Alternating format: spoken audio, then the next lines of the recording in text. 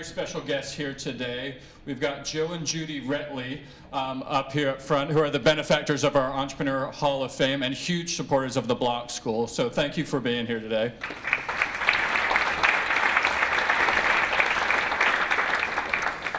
Joe and Judy have acted as mentors here at UMKC.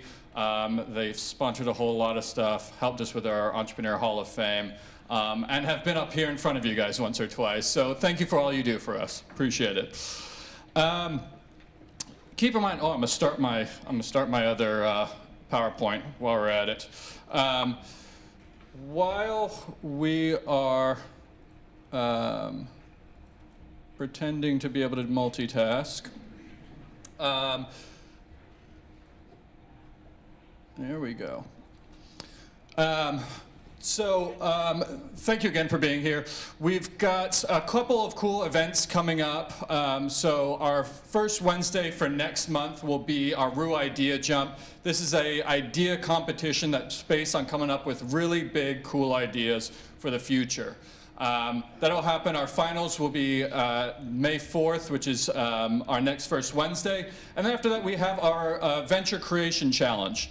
This is our big business plan competition, sponsored by the Regnier Institute. We're looking for really great ventures. We're giving out almost $40,000 in prizes and $10,000 to the first place winner.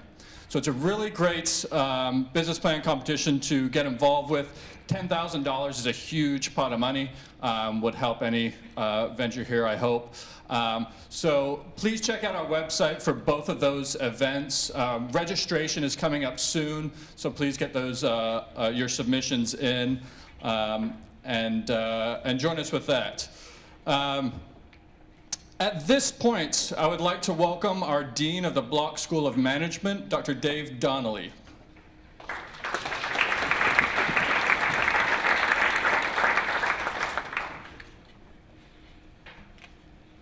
Thanks, Ben. Good afternoon, and welcome to our first Wednesdays. It's really my pleasure to welcome you to what I'm sure you're going to find to be a very exciting and stimulating presentation. Throughout the semester, inaugural inductees of the Block Entrepreneurial Hall of Fame are brought in to speak about their entrepreneurial journeys. And through this process, we become aware of some of Kansas City's most innovative leaders. We're very proud of our Entrepreneurial Hall of Fame. We believe the tagline for the Hall of Fame really says it all in what it means to us. The tagline is that the Hall of Fame is a place where we honor bold ideas and inspire bright futures. It's events like today's first Wednesday where students, alumni, community leaders all come together to honor Kansas City's top entrepreneurs that bring the Hall of Fame to life. We consider this to be one of the speaker series to be one of the great wins for the Block School. If you haven't had a chance to view the Hall of Fame, be sure to take advantage of the opportunity of the reception after the presentation.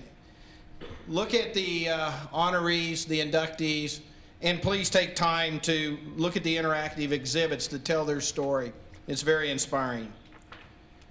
Now tonight, joining us is Lamar Hunt Jr. He's the founder of Loretto Companies. Lamar is a member of the founding family of Kansas City Chiefs. His father, Lamar Hunt Sr., was inducted into the Hall of Fame in 2014.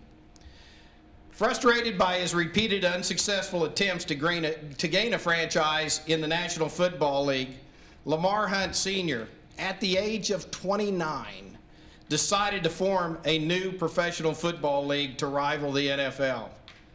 That's a pretty bold idea. He was the guiding figure behind the formation of both the American Football League and the Dallas Texans franchise, which would later become the Kansas City Chiefs, which is a franchise we're very proud of. It was also the first AFL figure named to the Professional Hall of Fame in 1972. He was instrumental in the growth of professional soccer in the United States. He founded the North American Soccer League, and in 1995 started Major League Soccer. operating as many as 3 franchises. He brought a similar passion to professional tennis, and his World Championship tennis enterprise accelerated the growth of the sport in ways that were unthinkable to a growing legion of fans in the early 1960s. As the president and owner of the Missouri Mavericks, Lamar Hunt Jr. has continued his father's legacy of entertaining the world sports fan. Mr. Hunt further gives back to Kansas City community by serving as the vice president of the Hunt Family Foundation, which is the charitable arm of the Kansas City Chiefs. And he also serves on the board of directors of the Bright Futures Fund, an organization that serves inner-city Catholic schools in Kansas City. To speak on the behalf of his family's legacy, to speak on the impact of his family's legacy has had on the landscape of professional sports, it's my pleasure to welcome Lamar Hunt Jr. to the podium. Thank you.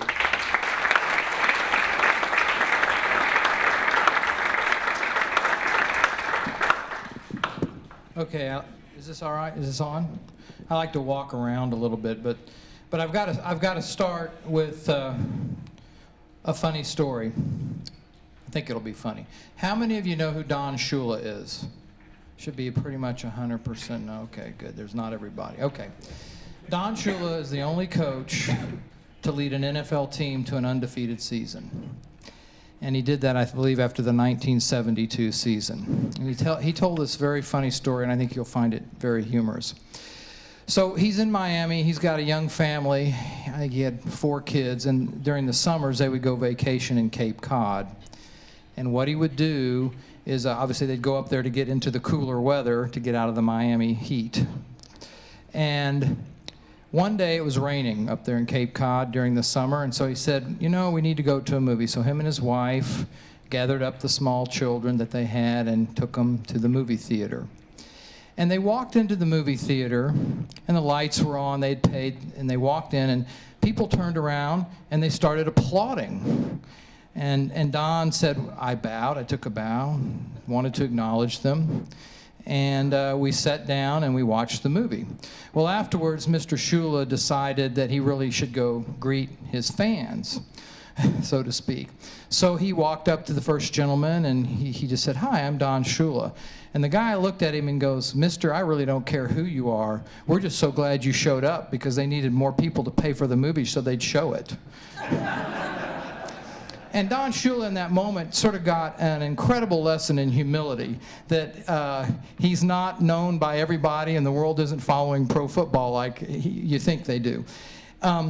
It's been sort of an honor to be a member of the Hunt family, and I thought I would give you a little bit of a history of our family. It's sort of an interesting one. I did some research specifically for this talk. I knew the stories.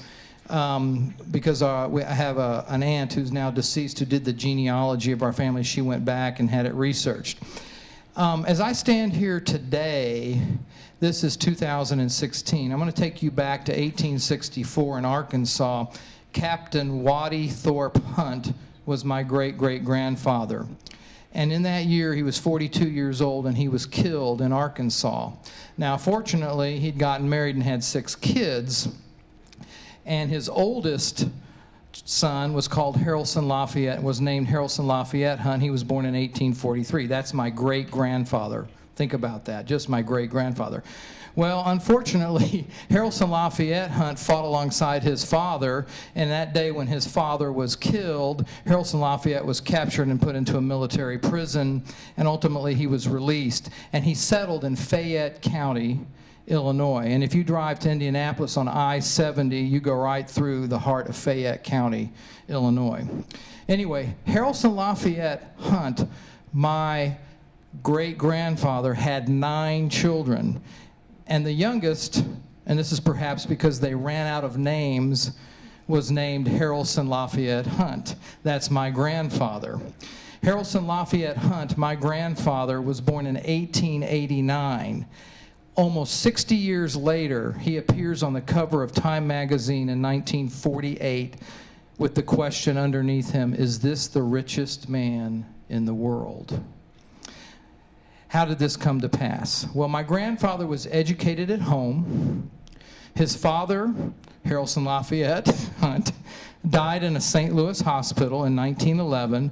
So my grandfather takes his very small inheritance, and remembering the stories that he'd heard in the family about what it was like down south in Arkansas, he took the money, went down to Arkansas and from Illinois, and started running a cotton plantation. And he started to begin to speculate in cotton. And this was during World War I. He made a lot of money doing that. And by 1920, however, the cotton market started to crash, and he owned 15,000 acres of land, and he wasn't going to give up the land, so he decided to sort of look into the oil business, and that was something that was sort of catching fancy then, of course. And he kept the land. He began trading oil leases throughout the 1920s. He bought an old rotary rig, drilled and struck oil. By 1930, he acquired the site of what was at the time going to be the greatest oil discovery in the world, the East Texas oil field. In fact, they're re-drilling that oil field. Well, maybe not right now, but they're thinking about re-drilling even deeper into that oil well. There are people that are doing it. Well, he had the sort of novel thing that he did. He built a pipeline, his own pipeline, and he supplied Sinclair Oil with their oil directly with his own oil. And by 1936, he had a company called Hunt Oil Company, and that company lives and thrives to this day. He was a colorful man.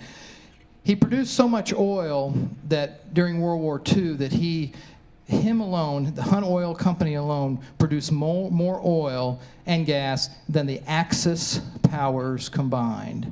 They didn't have a chance. So, but he was a colorful man. He had 7 children, my grandfather and grandma. And my father, Lamar Hunt, was the youngest of the 7.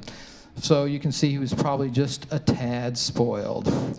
So it's sort of interesting to tell that story, to go from the time of my great-great-grandfather being actually killed in the Civil War to a grandfather who was this sort of bigger-than-life character in my life growing up. He was very colorful, he was very opinionated, and we'll leave it at that. Okay, so when I do these talks, I'm going to try to leave you with hopefully a few pieces of wisdom, hopefully. But I kind of want to talk about my dad because it's a great entry point to sort of talk about a person that, obviously we called him LH, but we loved him. But it helps us kind of clue into something that I think is very important to deliver as part of this message today to you. My dad was born into a wealthy family. He had everything he needed. I mean, he was shipped off to boarding school for 5 years up near Philadelphia. He came back to SMU. He didn't really know what to major in, so he majored in geology because he figured, well, it's the family business. I'll do the family business. It was oil and gas. He really wasn't that interested in the business. So for 3 years, he sort of trails around after he graduates in 1956. From SMU, he sort of trails around in the business. He travels to exotic places like Libya and Pakistan, and he kind of learns it, but his heart is somewhere else. It's in football. And the way that the seed got planted was by the guy by the name of Doak Walker, who played for SMU. My dad loved Doak Walker, wore his number in high school and college. And Doak Walker, he'd seen Doak Walker at a training camp for the Detroit Lions back in the early 50s. And one of my dad's friends remembers my dad going to the training camp and turning to him and saying, "Gee, wouldn't it be fun to own a professional football team?" And so who knows what he was thinking at that time, but he was about 20 years old. So anyway, my dad loved sports. And so what he decided was, he was kind of on the fence about baseball and football, but he wanted to bring something to Dallas, Texas, which is where we all grew up. That was where the family was located. And he really wanted to bring a team to Dallas. Dallas had about 700,000 people. He was very interested in baseball. He'd played baseball. Obviously, baseball was the national pastime. But something changed it for him, and that happened in 1958 when the NFL championship game was televised around the United States, and the Baltimore Colts played the New York Giants. And the game went into overtime, and Johnny Unitas led the Colts down the field, and Alan Amici scored the go-ahead touchdown. Well, it was the clinching touchdown, made the score 23-17. The game was watched by approximately 40 million people, as near as they could tell at that day and time. And my dad became convinced not only of the power of the live television broadcast, but he could experience, in a sense, the crowd's presence in that game and what it really meant. So he thought, gosh, now the time is, I think I need to go get a football team. So he looks around, he casts about, as anybody would do. You're thinking, well, I can go buy this business. Remember, once again, he's a very, very wealthy individual in his own right, my father, at this time, even as a young man. The family had just sort of ridiculous amounts of wealth. And he approaches a team in Chicago, the Chicago Cardinals. At that time, in 1958-59, the NFL had two teams in Chicago. The Chicago Cardinals, which is now, today, has been the St. Louis Cardinals and is now the Phoenix Cardinals, still in the same family, the Bidwell family. Anyway, he approached them, and they said, no, we don't want to sell, we're just not interested. They wintered down in Florida. My dad went down there and visited them again. No, we just don't want to sell it to you. It doesn't matter. We just don't want to sell it to you. By the way, my dad's 26 years old at this time. So my dad gets on the airplane in Miami, and my dad's handwriting is sort of minuscule. And he has this sort of light bulb over his head experience go off. I don't know if that was an expression in 1958, 59, but he had that experience. He had an idea. And he wrote out a business plan for the American Football League on American Airlines stationery, and which is today at Canton, Ohio, in the Pro Football Hall of Fame. And he wrote it out in this minuscule handwriting, and he wrote out an entire business plan on about a 3.5-hour flight. And it's actually pretty sound for a guy that majored in geology. So, and my dad was more marketing oriented anyway. That the accountants kind of scared him. The numbers guys kind of scared him. But anyway, he says, I'm going to form a league. This is what I'm going to do. I've talked to enough people in this process looking for a team or trying to buy a team that I think I can put teams in markets where there are no football teams. Dallas, Houston, we need to have one in LA, we need to have one in New York, we need to have one in Denver, the different markets that you can think of today, San Diego. So he gets a group of men together, and he finds 8 men that are 7 other guys that are willing to do it. Now, here's the interesting point in the story, and this is kind of where it gets something I want you to take home with you, if you can think of it, or can remember it, I should say. At this point, we have the Minnesota franchise in the AFL. The NFL figured out these are a bunch of rich guys, they know what they're doing, and they go and they make an offer to the Minnesota franchise, and they pluck them away. And then to sort of add injury and insult to injury, they go to my dad and say, we will take you and Bud Adams, who owned the Houston team, and Mr. Adams just died within the last 2 years, and we will take you and we will put you in the NFL. What do you say? And my dad said, you know what? I've got 6 other investors with me. We're going forward as the American Football League. We'll go find the 8th team.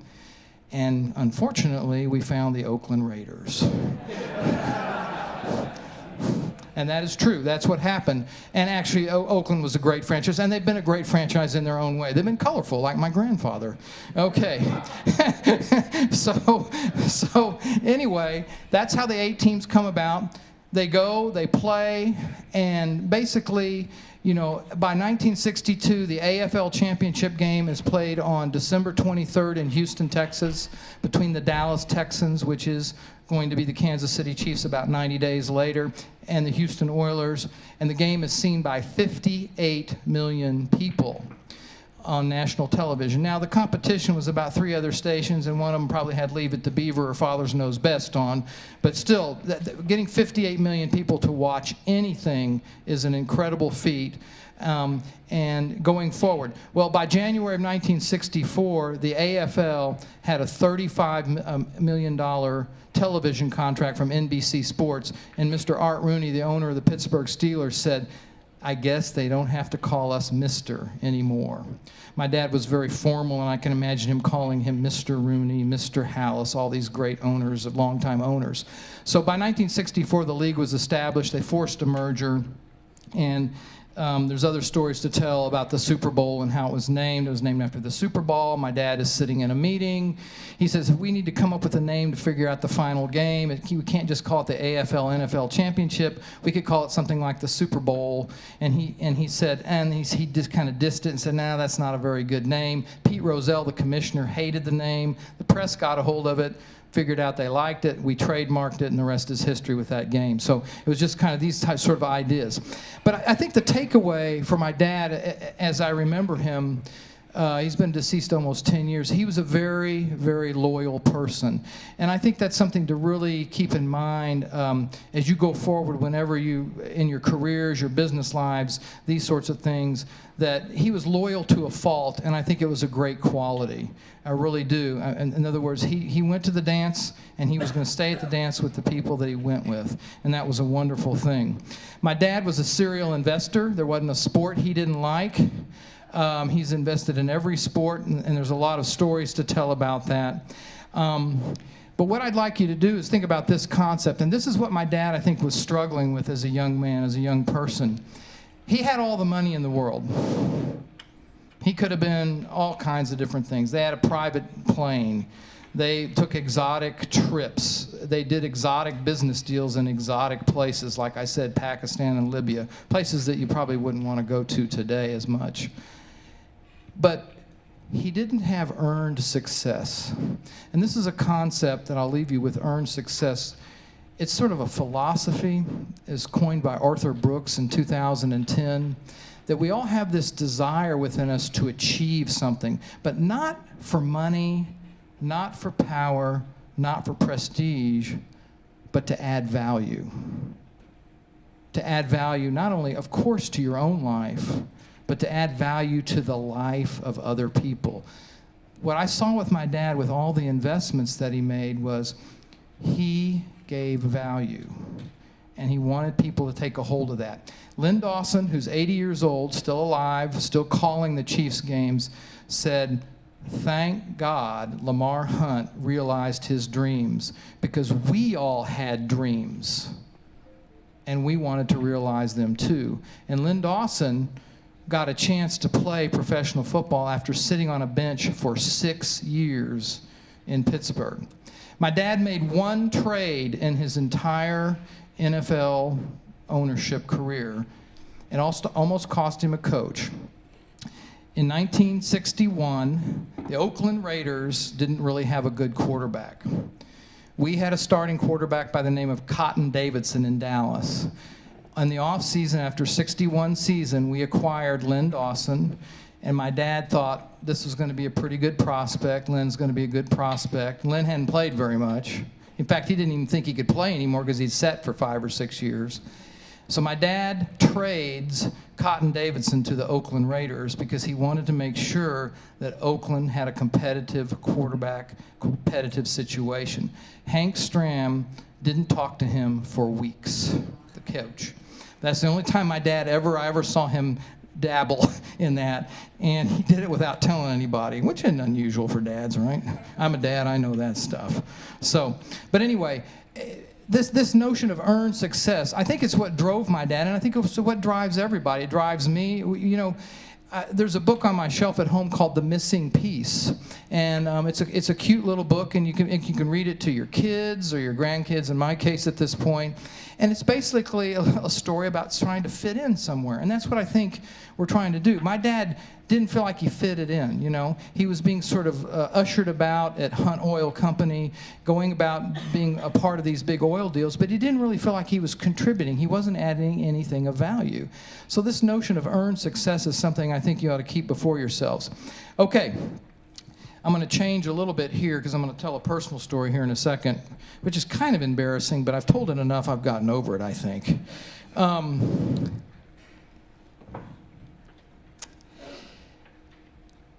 One of the things I think we have to work on very much in our culture and our society is there's a lot of polarized thinking that goes on. People digging into positions and not being flexible, not negotiating well. And I'm speaking on a political landscape, on a lot of different landscapes.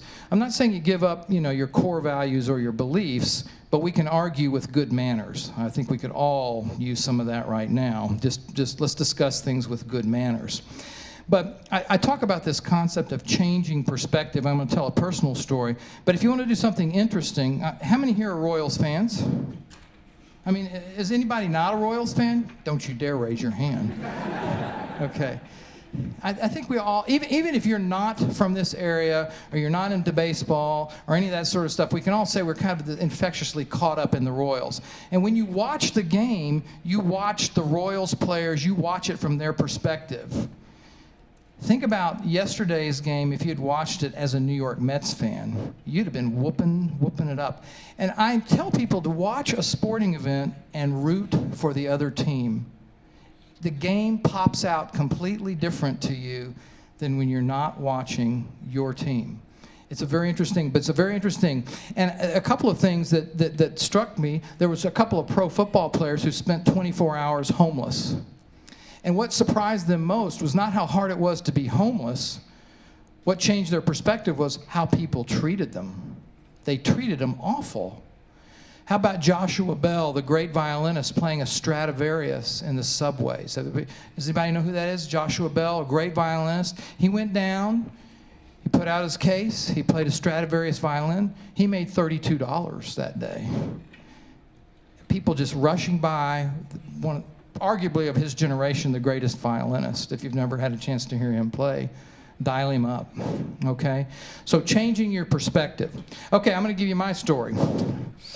Okay, I got to get my blush on. Okay. The hockey team, the Missouri Mavericks, it's been a real pleasure to own that team. It's been a lot of fun. It's got a lot of shtick. If you've had a chance to go out to Missouri Mavericks, we're going to make an offer you can't refuse later.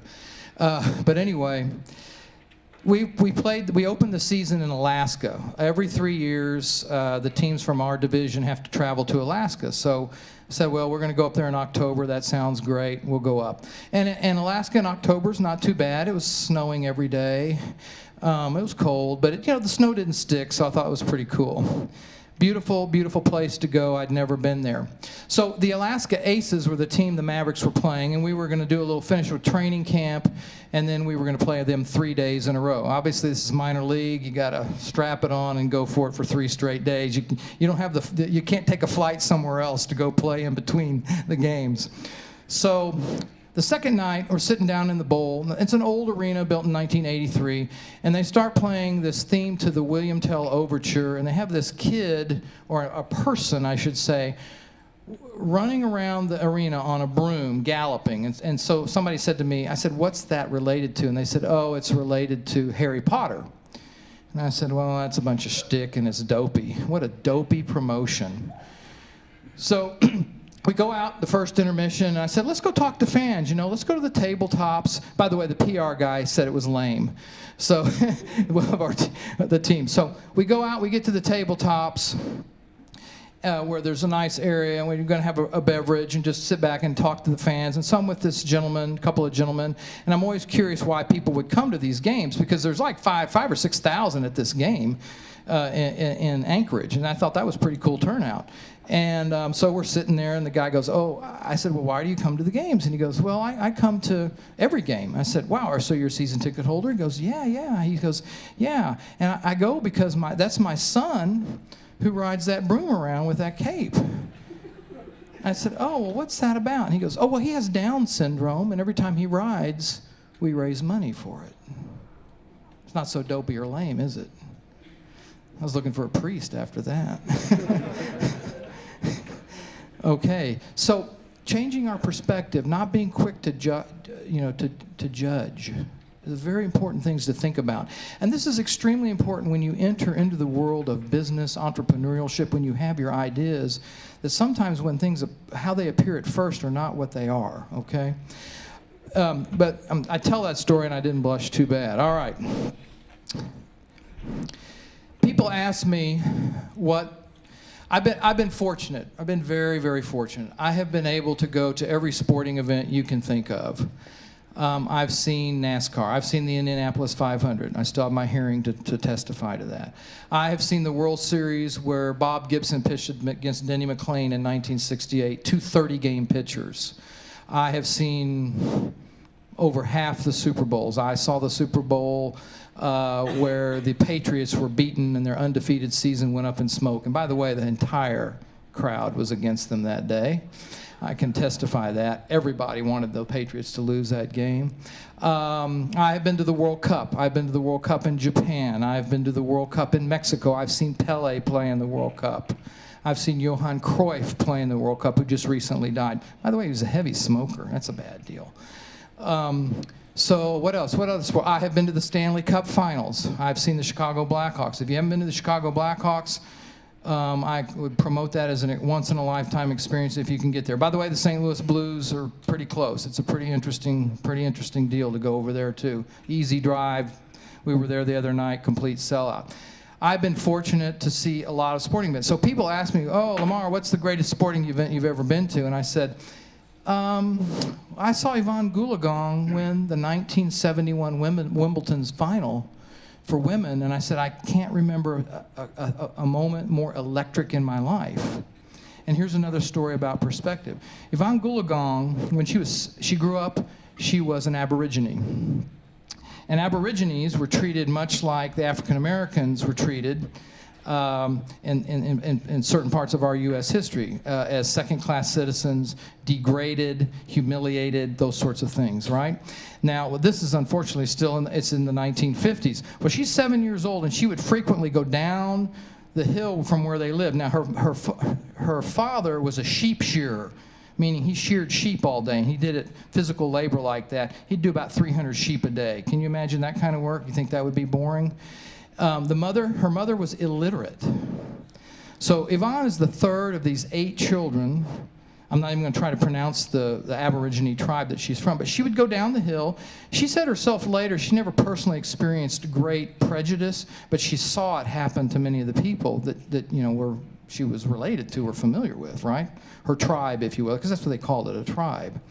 But she goes down the hill, there's public tennis courts, and she's peering through the curtains, and she's looking, and she's seeing people play tennis. And a gentleman by the name of Bill Kurtzman said, come on over. Let me put a racket in your hand. Enjoy yourself. So she went from one side of the fence to the other with just a simple gesture. Come on over, put a racket in your hand. By the age of 14, she was predicted to win Wimbledon by 1974. Well, I got off a plane with my dad in 1971 in London, England, to go to Wimbledon. My dad was there on the business of tennis. In fact, while we were there was a headline one day that read in the paper, Lamar Hunt ruins the future of tennis. And the battle was basically over control. Who's going to control the players? Who's going to control the prize money?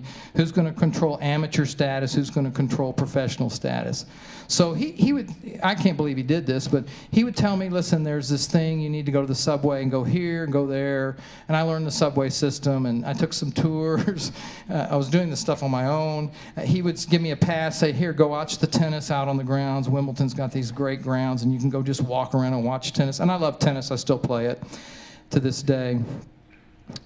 And lo and behold, she's 19 years old, Yvonne Goolagong, and I see her play. And it's like poetry in motion if you've ever seen her play. But she's only seeded, she's a known quantity. She's third seed in the tournament.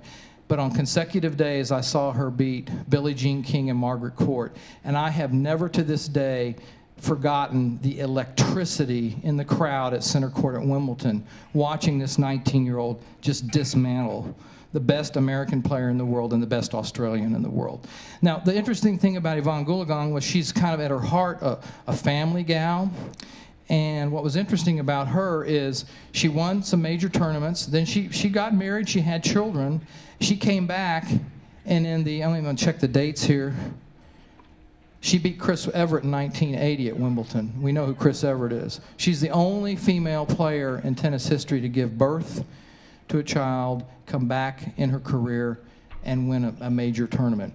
That, for me, is the greatest sports story that I've ever encountered. I got to see her, touch her, meet her, up close. It was like, wow, this is something. And I was there. A quote from a 1971 New York Times article said that at age 14, she flowed around the court. She was the kind of natural you see once in a long time.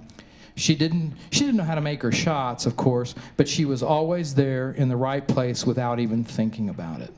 Pretty cool stuff. That's my greatest sports memory. And like I said, I've seen a lot. Okay. 2 seasons ago, the Chiefs were 9-7. And at the end of the season, they knocked off the San Diego Chargers in the last game and knocked them out of the playoffs. And I was going back to the locker room with my family, my brother Clark and Daniel, and I think some of my nephews and maybe 1 or 2 of my sons.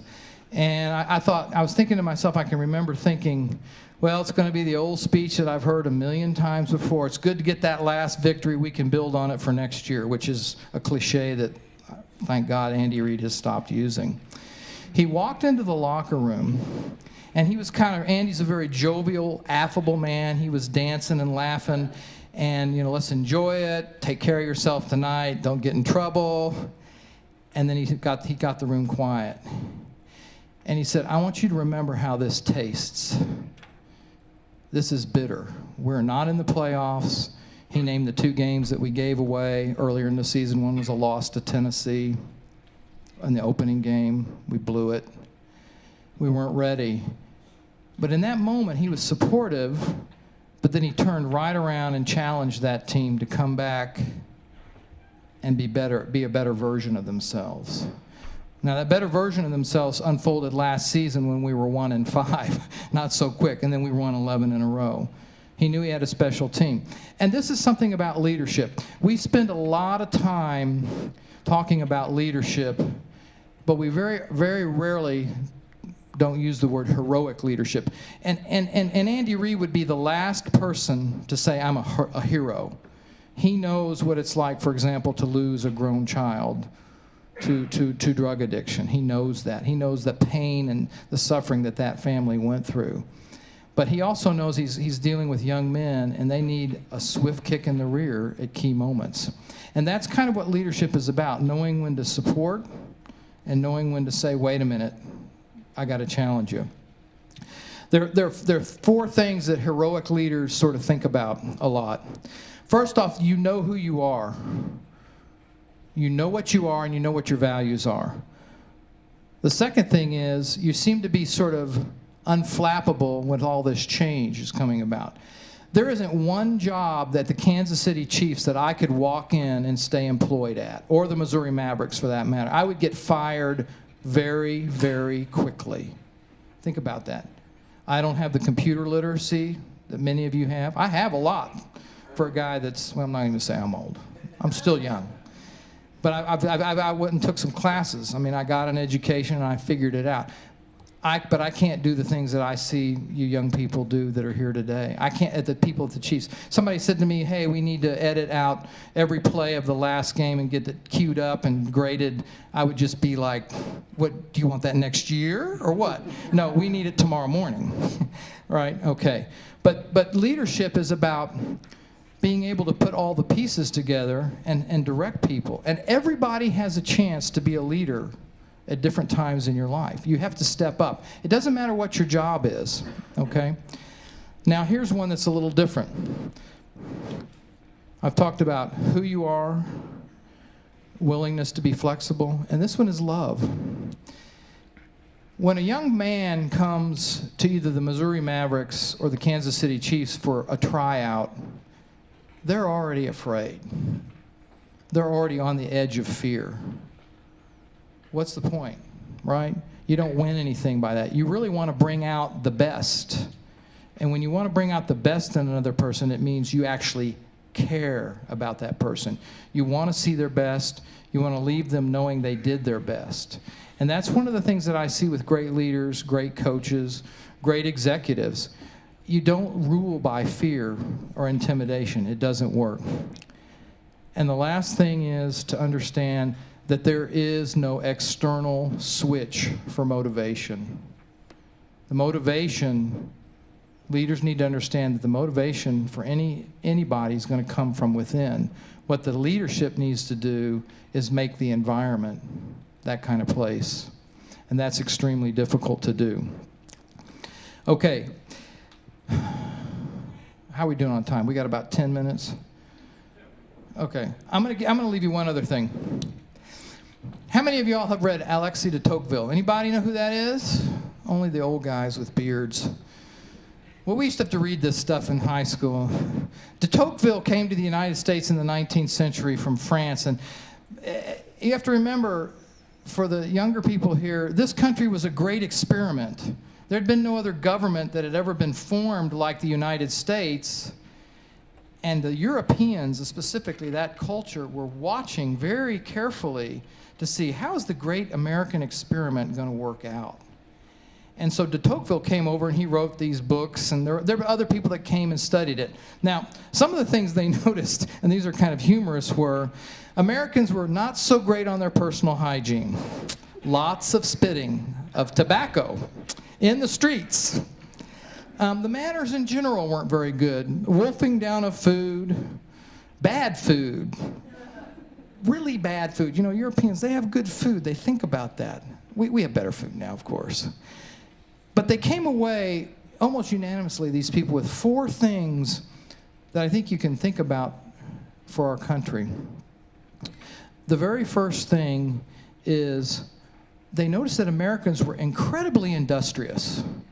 They were busy, industrious, they got after it, they weren't afraid to work hard. They noticed that Americans were almost honest to a fault. Like they were kind of taken away by this sort of open honesty. The third thing was there was a deep belief in marriage, they noticed, in the American way of life. You know, there was sort of this tie to the family, how important that was. And the last thing, there was sort of a relationship with religion meaning to sort of bind you back to some core values or beliefs. If you think about it, that's the root of the word religion is religare, which means to bind you back. And if you think about that, everybody has to have some sort of beliefs or core values. Something that binds you back to something. You can't just, yeah, it's great to believe in yourself, but that's going to get very tiring after a while, especially when you find out you're flawed. And so if you look around our landscape today, I would challenge everybody here to sort of think about these observations that kind of made our country great. It isn't for me to proselytize or anything like that. That's not what this is about. It's for us to think about changing your perspective and thinking about, are we as industrious as we need to be? Are we honest? How are we in our relationships? Are we honest in our relationships? And lastly, what do we believe? What are your beliefs? Abraham Lincoln said it this way: you cannot help the poor by destroying the rich. You cannot strengthen the weak by weakening the strong. You cannot bring about prosperity by discouraging thrift. You cannot lift the wage earner up by pulling down the wage payer. You cannot further the brotherhood of man by inciting class hatred. You cannot build character and courage by taking away people's initiative and independence. You cannot help people permanently by doing for them what they could and should do for themselves. He says it better than I could ever say it, and I think we would all agree that we should listen to those words. Thank you for your time and attention today.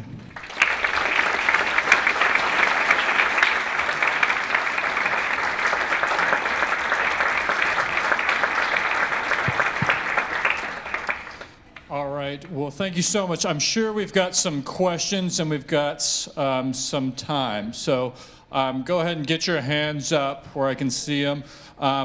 But first of all, I'll start with my own question, if you don't mind. You mentioned your father was loyal almost to a fault. He was. Which is interesting in an industry where loyalty is such a big deal. Everyone's worried about, is their player loyal to the team? Is the team loyal to the city? How do you think that shaped the way he formed the sports that he was involved in?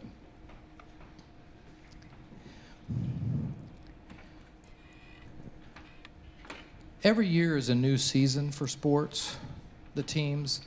And any good coach or owner or general manager will tell you, yes, we can draft players, we can find certain personalities, we can get free agents, we can do all these sorts of things.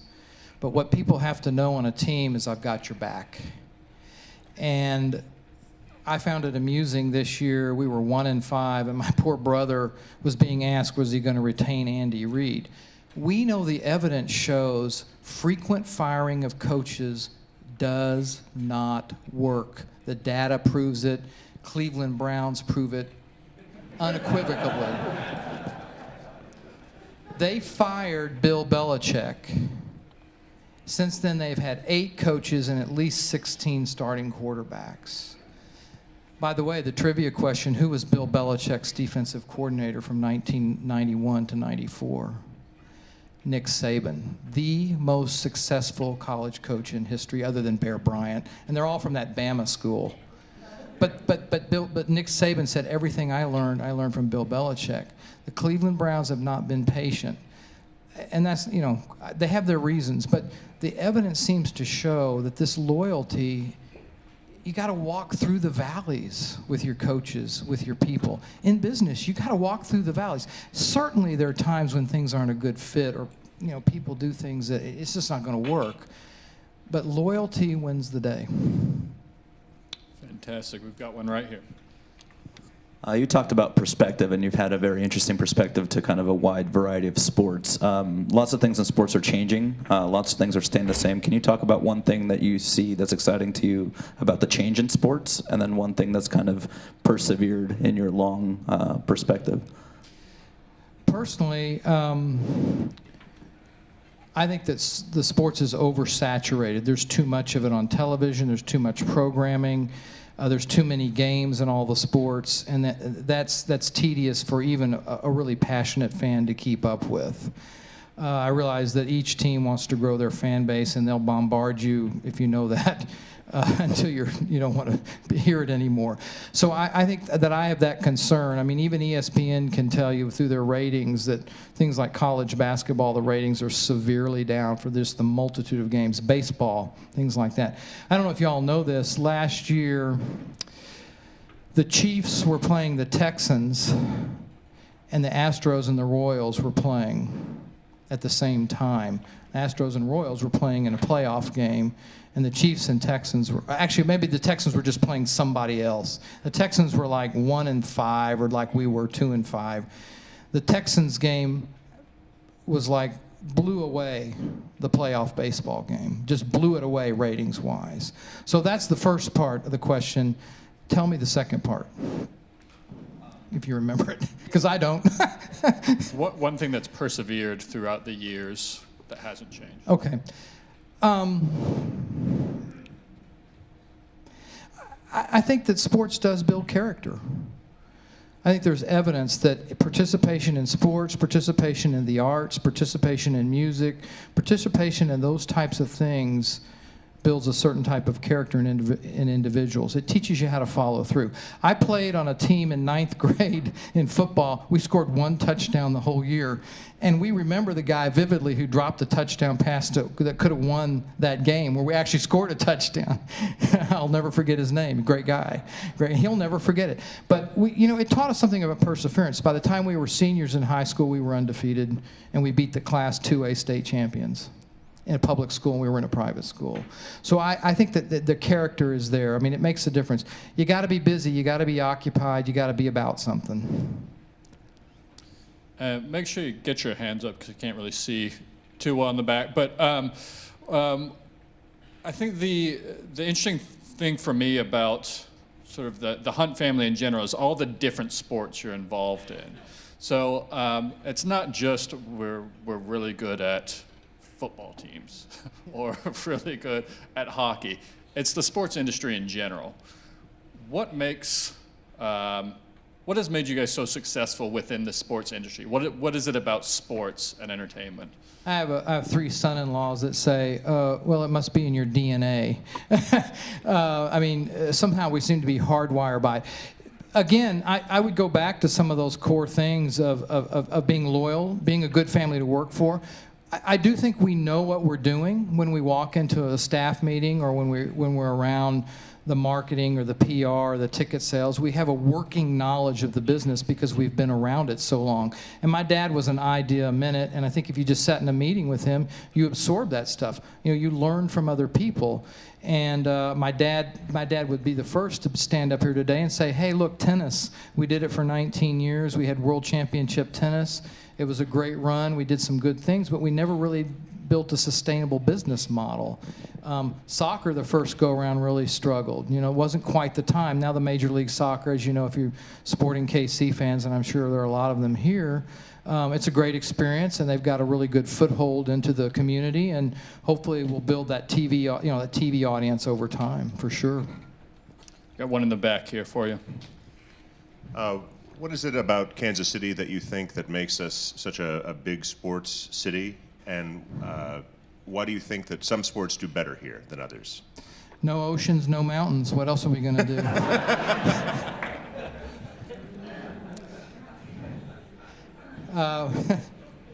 Well, I live here. I grew up in Dallas, and this is my home, Kansas City. My wife and we're a blended family. We have 9 children, and a bunch of them, all of them graduated from high schools here, mainly in Johnson County. But I am state line blind. I really am. First off, I think the fans here are very passionate because there's a collegial feel that the college teams are supported in a great way. And I'm thinking of KU and MU and all those sorts of things, K-State. And there's obviously an athletic program here, especially the basketball program that does well. And there are other programs that you have here at UMKC that do well, that keep people interested. I do think that it has something to do with the sports here are affordable. The average blended ticket price for the Chiefs is about $80. If you go to New England, the average blended ticket price is something like $180. Think about that in perspective. The St. Louis Blues, which we go to their games, and it's a very family-friendly deal, their average blended price is about $60 to go to a game. That's actually pretty reasonable for a National Hockey League. You go in Chicago, it's like $180 to sit in the lower bowl. So I do think there's an affordability. There's a level of living here that's less expensive and things like that. But I also think, I think this town is a baseball town in a lot of ways. You saw that. You had a long history of baseball here before the Royals were formed, if you will, in the early 70s, late 60s when they came back. The Chiefs have always been, sort of a beloved team. A team, you can get irritated at certain years for sure. But those of us that live in sports, we know there are going to be years like that. We understand that, and that's that perseverance. This is a great sports town. There's really nothing like it in the United States that I can compare it to. I mean, I've been to every market. I've seen games. You know what? I'll take that back. Pittsburgh.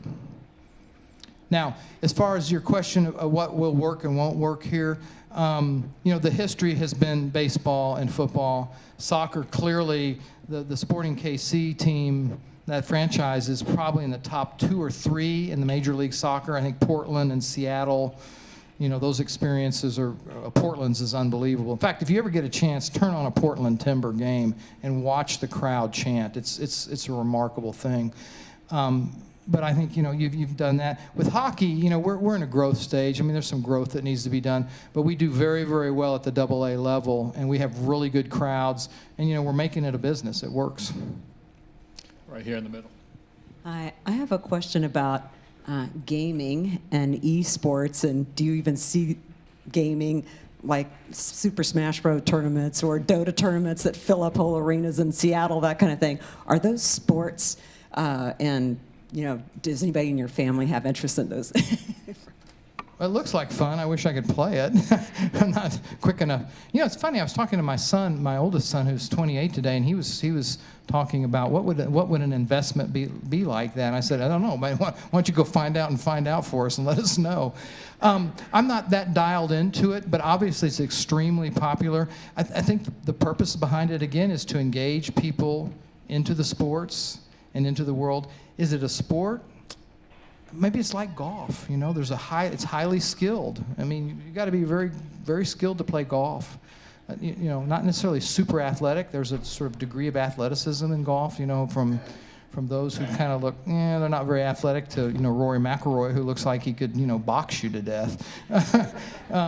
But it's a phenomenon. I don't know that much about it, like I said, but I've seen it happening, and it seems to be something of this generation that engages people, and I think all the sports people love it that way. All right, we got another one here. Lamar would be an easy one, I guarantee you. Now, this is one outside of sports I think would be good, especially for the younger folks, to maybe comment on some of the substantial investments that your father made in Kansas City. And I mean, there were big bets that did pay off, but really did help Kansas City. Right. I mean, one of the things about being in sports is it's sometimes you might say it's a luxury item for wealthy people. I mean, if you look at the ownership groups in sports, they generally have driven their businesses with other types of things, and then they wake up one day and say, "Oh, I think I'll go buy this or that or get involved in that." One of the things that our family does, and I mentioned this to Beverly, our company, our main umbrella company, we have Loretto, that's something that's my own personal interest, but we have a company called Unity Hunt, and the idea was my father formed it so that the siblings, my two brothers and sister and I, would all sort of stay together, work together, go through the ups and downs together with certain investment strategies. But the tone for that was set by my father, who invested back in the community of Kansas City. And for those of you that don't know this, Worlds of Fun was built by our family. So we owned it from 1972 to 1995, and we sold it to Cedar Fair out of Cleveland, Ohio, okay? So we built that, and we also invested in real estate and the underground, the property around Worlds of Fun, and that's Hunt Midwest. And under the underground, we have 13 million square feet of rentable space, of which we just crossed the 6 million square feet threshold. And we have all sorts of things down there. We may even have your tax returns down there, and I'm not kidding on that. We rent space to the IRS, the National Archives, the U.S. Postal Service, Russell Stover, Jack Stack, places you can think of. There's a myriad of companies. Parisi Coffee, they've got like 400 or 500,000 square feet, and there's got these coffee stacked. But that's one of the parts of the business. And then the other part of the business is we're most recently, we're doing homes for the elderly, nursing home type situations. We have 6 or 7 of those properties in Kansas City. Mission 106, there's an apartment complex going up in there. So we've typically been more in Missouri over the years, and we have some home building and things like that. So it was my dad's intention to form these companies and give back and create really jobs. My dad loved creating opportunities for other people, and really, quite frankly, that's what I like to do. I would recommend a book called Conscious Capitalism by the guy that created Whole Foods. He takes no salary from the company anymore. But what he's really talking about is we need to be more conscious about capitalism and extolling the virtues of capitalism, the good things. Yes, there are the stories out there of exploitive capitalism, but capitalism in and of itself, it's imperfect, but it sure creates jobs, and it's lifted more people out of poverty than any other system in the history of man. Conscious Capitalism, I can't think of the guy's name, but it's worth reading, to be conscious about this. All right, I think we have time for one more question, and it's right here in what has turned out to be question row here. So, I don't really have a question, but I have a quick story about your dad. When I was 21 years old, I worked for the Kansas City Chiefs, and that was my financial backing as I was getting my economics degree from this great institution. And one Sunday, I was guarding the locker room to the Chiefs, and it'd been a long night, long weekend. I was cramming for finals. And I had my chair leaned up against the wall with my economics book on my lap, and I fell asleep. Well, your dad would always come in, he'd run the spirals to Arrowhead, come back down. And when he came back down, he came down and he saw me, and I was leaning against the wall, sound asleep. And he came up. I don't know how long he was there, but he ended up kicking my chair. And my chair fell forward, and the economics book hit the floor.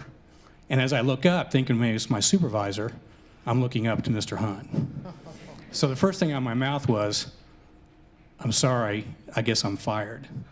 He said, no, son. He goes, are you cramming for exams? I said, yes, sir. He said, keep on going. Just, would you mind if I go in the locker room and take a shower? So I said, yes. So let's advance 20 years. I'm on a flight from Kansas City to St. Louis, and I'm on a Southwest flight.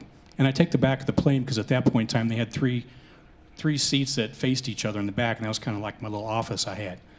I'm sitting there, I ordered a cup of coffee, and I look up, and, well, I hadn't looked up yet, but this gentleman says, is the seat taken?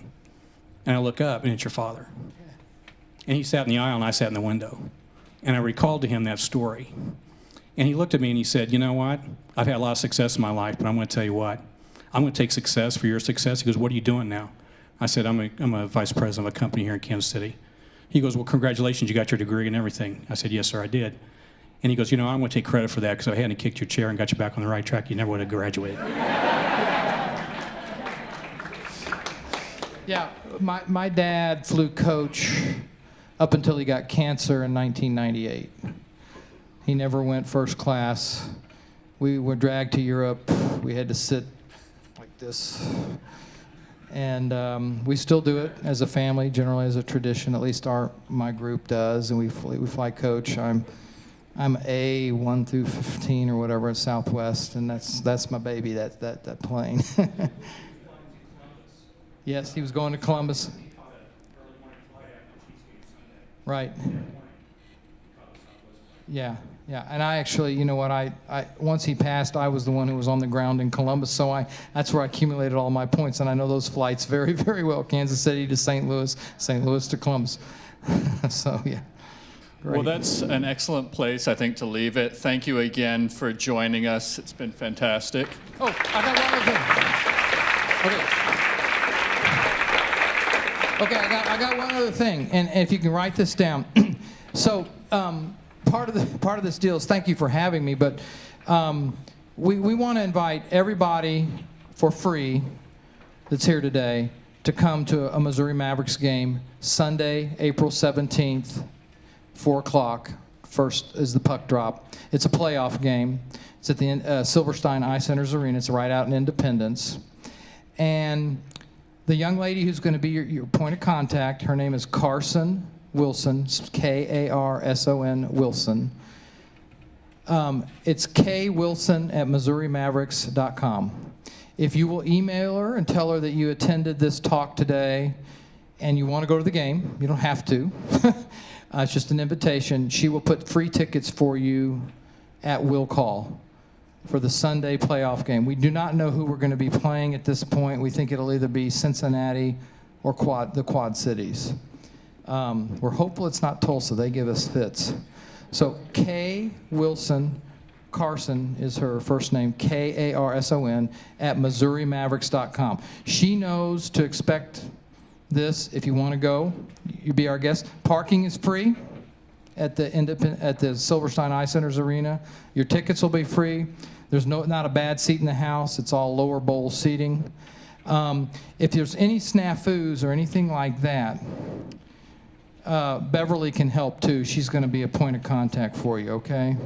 Sunday, April 17th, 4 p.m. So if you come, give us some feedback. Carson is a young lady who invented something.